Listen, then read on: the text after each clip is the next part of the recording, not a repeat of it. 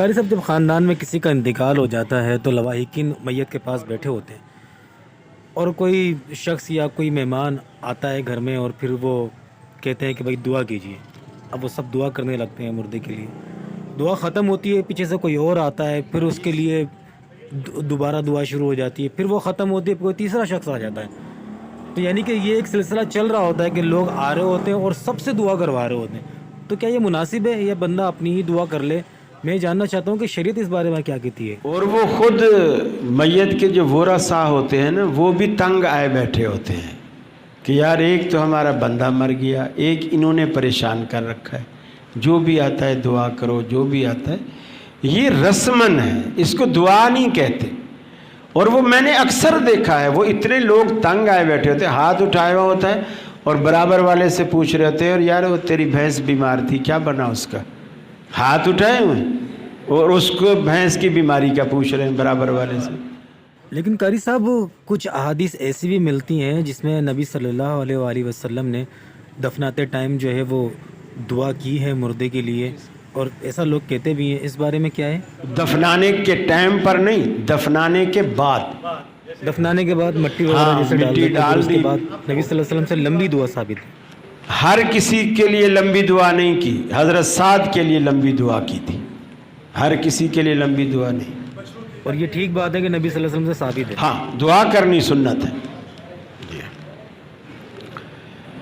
منافع ہوتا ہے، آدھا میں رکھتا ہوں آدھا وہ رکھتا ہے، تو مولوی کا حصہ کہاں گیا؟ مسئلے ہم سے پوچھ رہے ہیں، منافع ہوتا ہے، آدھا میں رکھتا ہوں آدھا وہ. اب یہ کوئی سوال ہے؟ کوئی سوال کرو، سمجھ میں تو آئے بات کیا. ریسنٹلی ایک اہل حدیث مسجد میں جانا ہوا، وہاں زکوٰۃ کے حوالے سے بات ہو رہی تھی.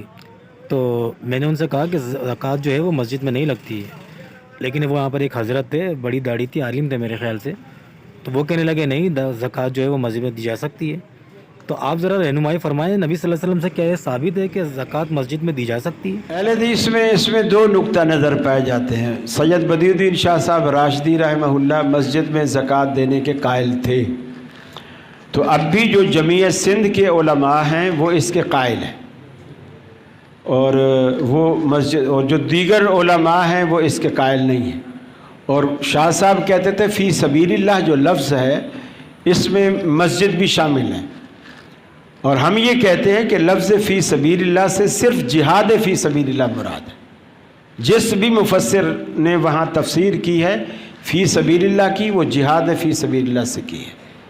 لہٰذا ویسے بھی ایک حدیث میں آتا ہے کہ یہ زکوٰۃ جو ہے یہ ہاتھوں کی میل کچیل ہے، ہاتھوں کی میل کچیل ہے. اور اللہ کے گھر پہ میل کچیل کیوں لگاتے ہو؟ اور ویسے حدیث میں آتا ہے کہ اللہ نے صدقہ ہم پر حرام کیا ہے. رسول اللہ صلی اللہ علیہ وسلم صدقہ نہیں کھاتے تھے اور اپنی آل کو بھی نہیں کھانے دیتے تھے، اور یہی کہتے تھے کہ یہ ہاتھوں کی میل کچیل ہے. حضرت حسن نے ایک دفعہ بھولے سے کھجور حلق میں ڈال دی، صدقے کی کھجور تھی. آپ نے انگلی ڈال کر اس کو نکلوایا اور فرمایا کخ کخ، تھو کر، انا لا ناکل صدقۃ، بیٹا ہم صدقہ نہیں کھاتے، نکال اس کو. تو اسی طرح یعنی مسجد پر زکوٰۃ کا پیسہ نہیں لگانا چاہیے. قاری صاحب، تعویذ کے بارے میں ذرا بتا دیجئے، تعویذ کا کیا عقیدہ ہے؟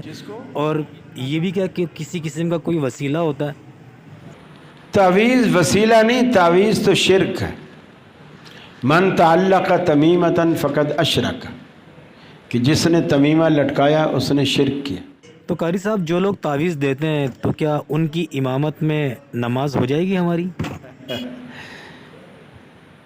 میرا خیال ہے امام جتنے بھی میں نے دیکھے نا جو خود تعویذ دیتے ہیں، ان کے میں نے کبھی بھی تعویذ بندھا ہوا نہیں دیکھا. یہی تو کمال ہے، کمال ہی یہی ہے. دنیا میں جتنے راقی آپ دیکھو گے جو تعویذ دیتے ہیں، ان کے اپنے گلے میں بازو پہ کہیں کبھی بھی تعویذ بندھا ہوا نہیں دیکھو گے. یہ صرف آپ کو دیتے ہیں. جیسے ہوٹل والا اپنے ہوٹل سے روٹی نہیں کھاتا، یہ معلوم ہے آپ کو. ہوٹل والے جو ہوتے ہیں نا وہ اپنے ہوٹل سے روٹی نہیں کھاتے. ڈاکٹر اپنے کلینک سے دوا نہیں لیتے، دوسرے سے لیتے، کیونکہ ہوٹل والے کو پتہ ہوتا ہے نا کہ ہم کیا کھلا رہے ہیں. वो खुद नहीं खाता। कारी साहब, क्या शरीयत हमें इस चीज़ की इजाज़त देती है कि हम मस्जिद में पानी का टैंकर डलवाएं और फिर वो पानी लोगों को बेचना शुरू कर दें? मस्जिद में कारी साहब, मस्जिद में जो पानी ख़रीद के डाला गया है उसकी बात कर रहा हूँ।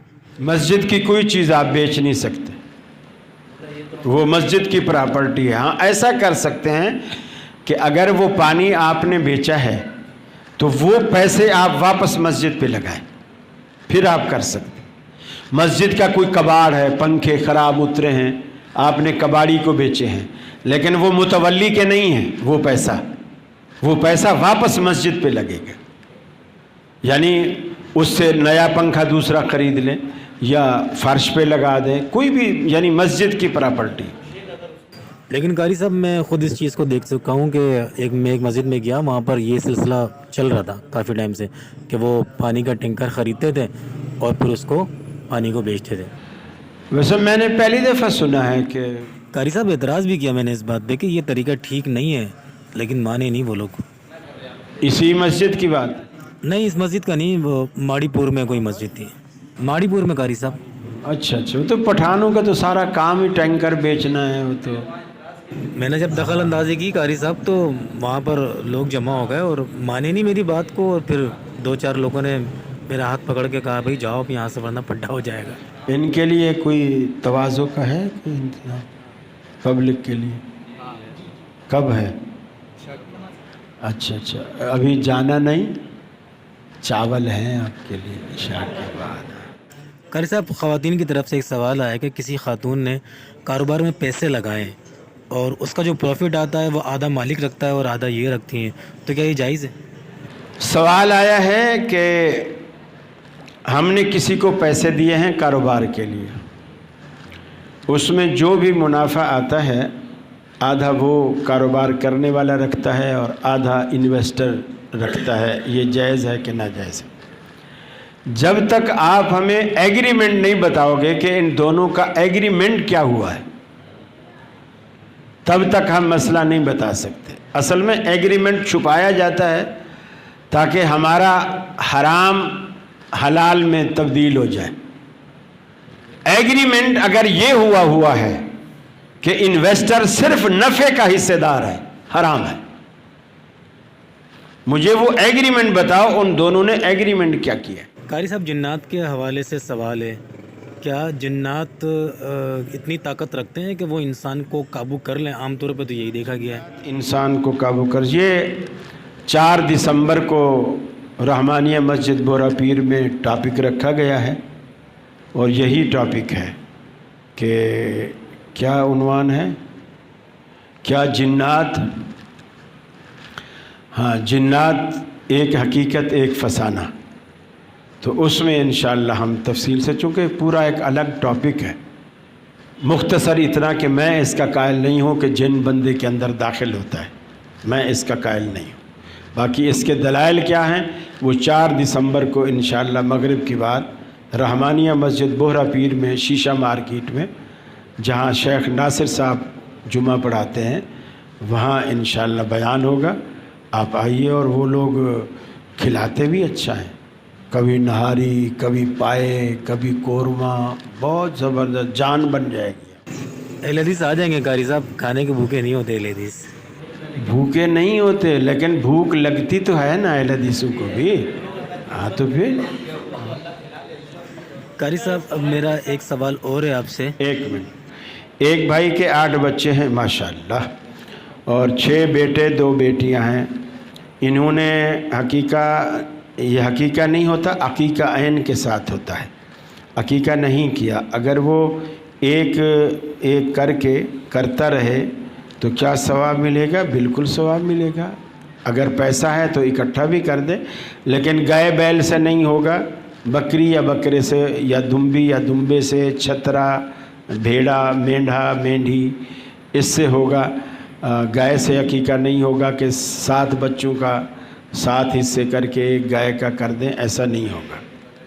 लड़की की तरफ से 1, लड़के की तरफ से 2, और अगर गरीब है तो लड़के की तरफ से भी 1 बकरा कर सकता है। कारी साहब, क्या हम दीगर मज़ाहिब की, या यूँ कहिए कि दीगर मसलक की किताबें पढ़ सकते हैं? عام طور پہ علماء کرام منع کرتے ہیں کہ آپ دیگر مسلک کی کتابوں کا مطالعہ نہ کریں، تو کیا یہ ٹھیک ہے؟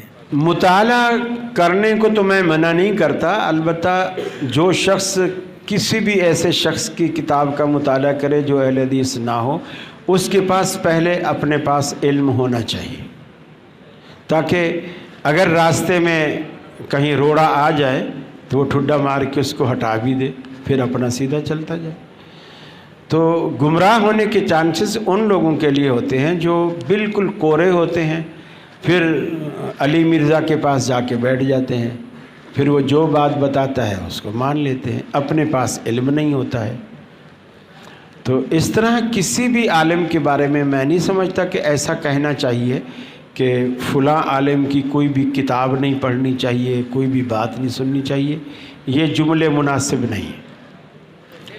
اگر کسی کی کتاب میں کوئی ایک سطر غلط ہے تو آپ اس سطر کو کاٹ دو، پوری کتاب کو کیوں آگ لگا رہے ہو؟ اب میرے ناخن اگر خراب ہو تو اگر ڈاکٹر نے کاٹنے کا مشورہ بھی دیا تو ناخن کاٹا جائے نا، میرا کندھے سے تو بازو نہ کاٹا جائے۔ یہ چیز اثر ہو گیا دعا کا، کہہ رہے ہیں دعا کرا دو۔